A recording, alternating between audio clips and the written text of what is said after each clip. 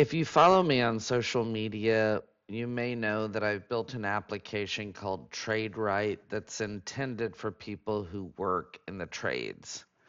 If you do things with your hands for a living, the logic is you may need help doing the digital work necessary to get your content seen and found in a new ecosystem that trades on expertise. So you're an expert on a subject.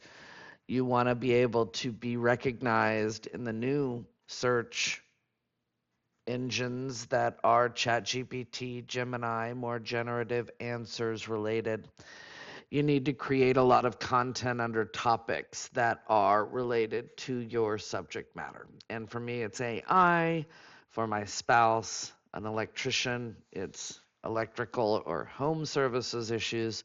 For someone who works in plumbing, it's plumbing. You get the idea. But what the platform really does is says, we can accelerate the work for the people who do that work in the field so that their expertise can be mirrored digitally. And so today I'm going to walk you through how the platform works. If you have questions about the business end of things, please reach out. I'd love to talk. But this is intended for the people who create content for a living, the people who have to approve that content, make sure it's ready for publication. And finally, it's for the executives who are accountable if anything goes wrong in that content supply chain. So it's those three lenses that I really want to speak to.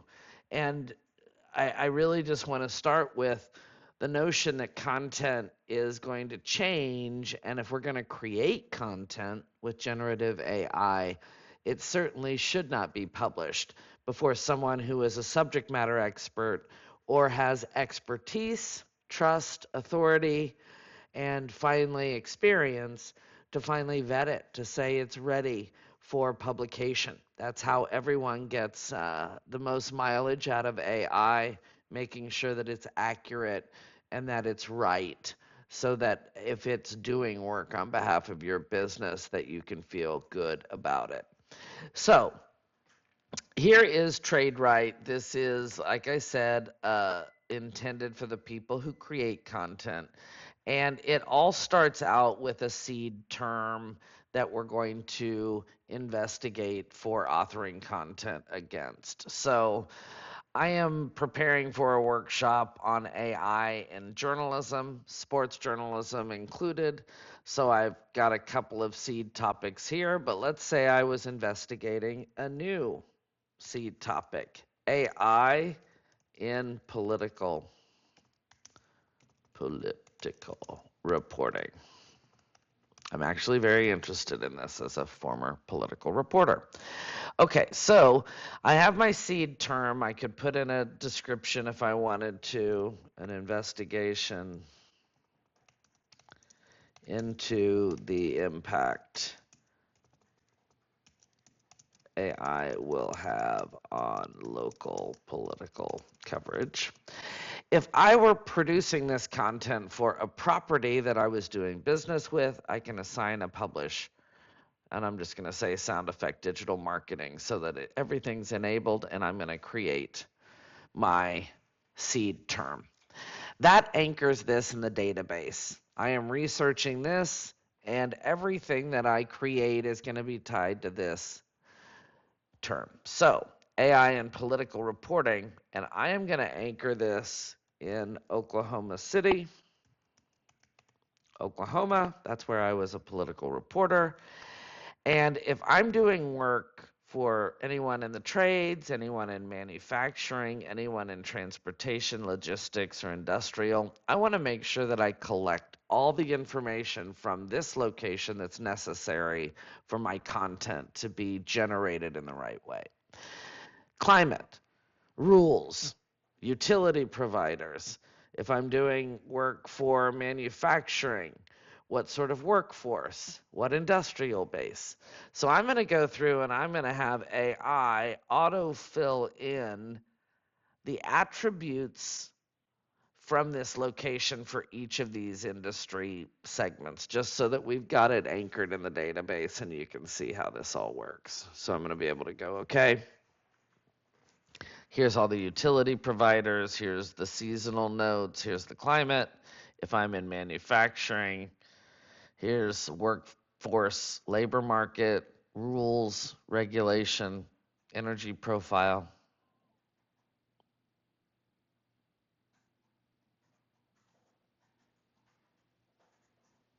Takes a little bit. And then if I'm in transportation and logistics, what highway systems, what's the fuel market, what do I need to consider? Once this stuff is generated, it can be stored in the database, and anything that I generate can be localized based on that reality. They call it context. We're adding context to our content when we create it by saying, here's where we want to create the content, here's where we're creating it about, and here's the attributes that we want to consider. So I'm going to save this, and if I were to go in now, you can see that they're all filled in. The next thing I want to do is conduct my research. What are people researching when it comes to AI and political reporting? So I'm going to go and I use a service called Answer the Public. I've also uploaded Coveo analytics into this, which is for a lot of clients important for search. I'm going to be able to bring in Google in the future, but for today, I'm just going to use Answer the Public and bring in everything that people are searching for in the main search portals of Google, Yelp, Bing, that sort of thing. Who's searching in ChatGPT and Gemini, what people searching for in the social networks, and then if this were an e-commerce term, I could use e-commerce too. But for today, let's pull this in, AI and political reporting. Here we go. All 25 terms. I'm going to select them all and just bring them in for our purposes of inspection. So here's all the questions. And what I'm really interested a lot is the exact questions people are asking, because in the new AI, GEO, generative engine optimization, means, is your platform optimized to provide answers against the questions people are asking? We can't know that until we can isolate the questions. So we're going to isolate the questions. I'm going to bring this all in, and if I wanted to cluster these all together in one thing, I could, but I'm going to run an analysis that says, hey, look at all the questions and then bucket them according to what is logical based on what you see. And this is run by a system prompt that I control. I'm going to show you that in the administrative part of this. But right now, we're sticking to the people who are the creators who are using this platform for creation.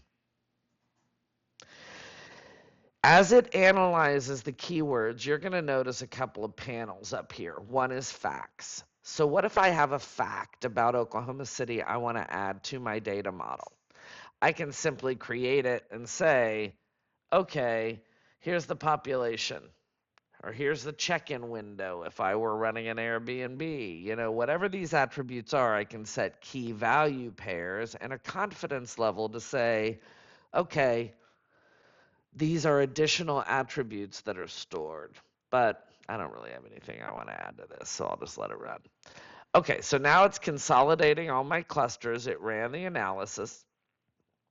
And this is how it is segmenting out those questions. 5 buckets: audience and election analytics, newsroom workflow tools, various bias control, pricing and access models, and training and adoption. I'm most interested in training and adoption and analytics just because I feel like the impact will be around maybe these 3 clusters, but certainly this is where I would encourage people who work in QA or editorial to focus. How much is it going to cost to support what people are using with AI, which will be under your purview most likely. Okay, so now I've got these things clustered, and this is where it becomes the configurer's sort of conversation, because I've created my seed term, But the configurer needs to go in and say, well, what types of content can a creator create? And so these are what I've decided to support. I have about a dozen in here: social, service, support related. The one I'm using the most is this article blueprint, because it's a strategic brief that kicks off the content creation workflow. So if you're doing anything, it sometimes starts there, so I'll run that. I'm also interested in AI search ready answers, because that's going to be what a lot of people are interested in. How can they take their old content and make it relevant for a new search reality? So I'll run both of these. Before I do that, though, I need to set my brand voice and tone. The voice is what's going to be how you talk, what you talk about. You know, do you use examples? What are your observations? How do you frame things? The tone is how your voice is heard. Is it friendly? Is it educational, urgent, professional? So I've set these four as my defaults. And then these, the panel and the system prompts, are for the administrators who really understand under the hood what's needed to support this. It's going to be how are the prompts defined, what models they use. And then when I get into the system prompts, this is how those seed AI functions are set, so that I can control those things if I need to. But what I'm interested in doing is creating a run. A run is going to set in motion the automation to get things outputted in the right way. So I'm going to say new run. I'm going to say AI. And what I really want to do is inherit from the seed term AI and political reporting. And I want to look at the cluster of training and adoption, training programs. And I'm going to run my first article blueprint on that. What if I wanted to create a starter document to write an article on how can journalists get trained on AI and political reporting, which is, I think, critical. Okay, I'm going to do it in my brand voice here. I'm going to estimate the cost of what it's going to cost to run it. And this is 61 cents, which is really expensive for some reason. Let me clear out all these other things and rerun this. Just pick this one, estimate. Yeah, 2 cents. I had accidentally selected everything. Okay, so I'm going to make a run of this, start run. That's going to kick off that article brief on that subject. And then as I do that, I'm going to do another run, and I'm going to say AI in political reporting. And what I want to do is, I'm going to keep that as my seed term. I want to do an AI search ready answer. I'm going to change my tone to friendly, and I am going to re-estimate out. And I'm going to do it, let's keep it on the same topic, because that's a perfect example of this is what I'm writing about, but this is the type of content I'm going to create. So I'll do another run. Okay. So my first run is complete, meaning my output should be available. My second one is finishing. I hate that this is not labeled correctly, but whatever, I'll fix that later. And if I go in here, now I have my output in English: training programs for journalists on AI-driven political reporting. This is going to be the brief that is given to the creator. What's the intent of the article? Information. The training buyer wants to evaluate program fit, rigor, newsroom relevance. I have configured Tradewrite for people who work in home services, so my prompts actually generate language like homeowner. Forget it, just make it pain point. If I needed to edit it, I could and just change it over here. But for today, I'm not going to worry about it because it really isn't relevant. You just need to see how this is configured for this output. So here, what the reader is actually asking, we would want to change all of this here so that we're editing this and putting our mark on it. What's the first principles explanation of what they're actually asking versus what they may be asking in question form, the causes, here's how to review it. when to call an expert, if it was about home issues. But really, what we're doing is we're generating out the content based on that criteria. Now, we can use AI. I can save all my edits so that I, as the SME, can put my stamp on it. But before I do that, I can use AI to generate out key takeaways, the top 3 bullet points from this. And then I can generate, for accessibility purposes, an audio version of this content so that it can be absorbed by people who have to have an audio version. A strong AI training program for political reporting should leave your newsroom with working rules, usable workflows, and fewer ways to get burned on a live story. If I wanted to download this audio, I could. Here it is in transcript form. If I wanted an audit of what was actually in audio, before didn't have to listen to it all. And all of this is stored in the database along with this content. So as we create more, we're creating more, and that velocity in production is what we're actually aiming for, because the experts know the content. There should be almost nothing that gets introduced here that I, as someone who works in AI and political reporting, shouldn't be able to read through, vet, copy, edit, improve. But the generation of the audio briefing is a production task that is taken off the table with the right voice if we can force it. The key takeaways is automatically generated based on what the data is so that we can change it if we need to, but that we save time. And then when it comes down to making the content suitable for different audiences, we can then translate this into different languages. And the languages I'm supporting, because I'm in Dallas: English, Spanish, French. Hello, New Orleans. But if I wanted to add other languages, I could. The main thing to keep in mind here is that as we're using the source version of English to create the Spanish, we then have the opportunity to write the key takeaways in Spanish, have an audio briefing in Spanish,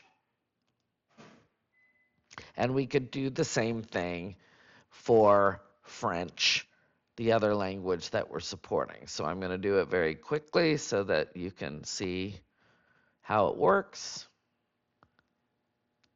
Si va a comprar formación en inteligencia artificial para cobertura política, I've got the transcript in Spanish, and then I can go over to French and translate this out into French as well.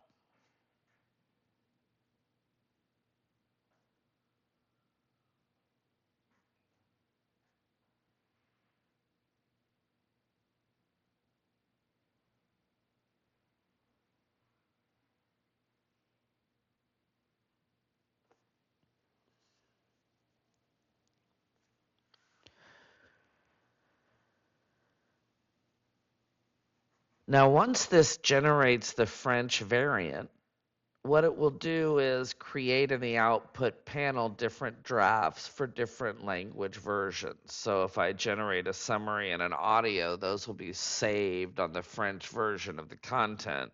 The Spanish key takeaways audio will be stored in the Spanish. Same with English. So everything is bundled, and then we can use this. pour choisir une bonne formation à l'IA en reportage politique, cherchez d'abord une méthode de rédaction. And I could download this again. Here's the transcript in French. Okay. So this is how this works. Those are just 2 of the content types we can generate. If I were to go back to the English now, what I want to do now is focus on the people who have to do QA and approval. So I've already shown you how a creator can come in and edit the AI output to make it theirs. The workflow can be done by an editor who comes in and says, is this accurate? And if it's not accurate, they can make their edits in the WYSIWYG editor. There's markdown language here if that's preferred format. And then they can move this into the status according to in review, approved, rejected, published, archived. This is where if I were to publish this, and because I have assigned this article to my main publication of Sound Effect Digital, then this content can get surfaced on that site, and the content can flow to the domain, and that authority gets the content that's published out there.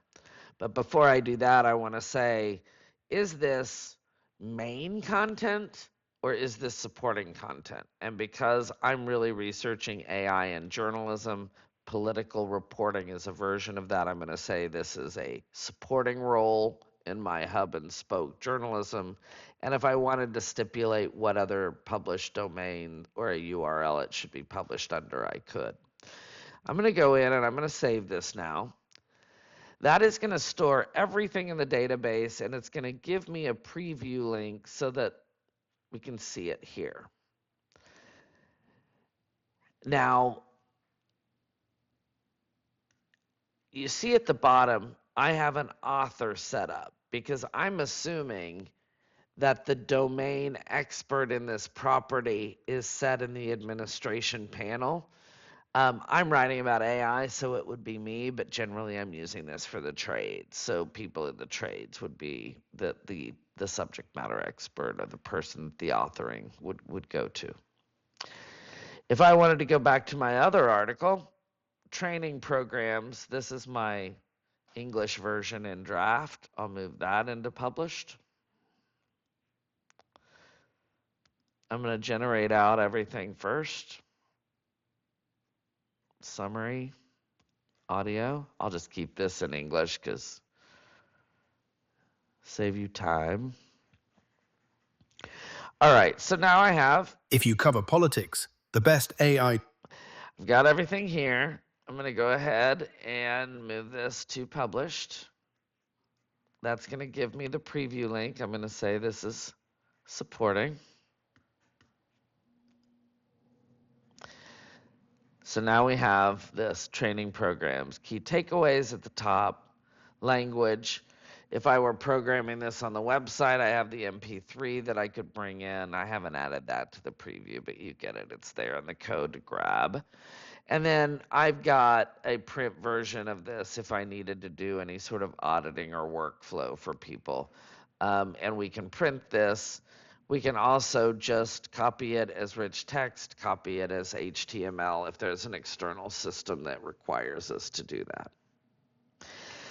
So that is the workflow for the creators and for the approvers, basically the managers who need to make sure everything is QA'd and correct.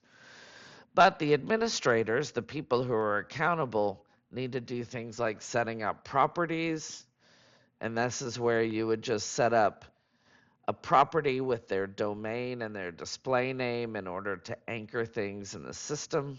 And then from here, you could define the attributes from a theming, publishing, who their SMEs are. All of this is administration.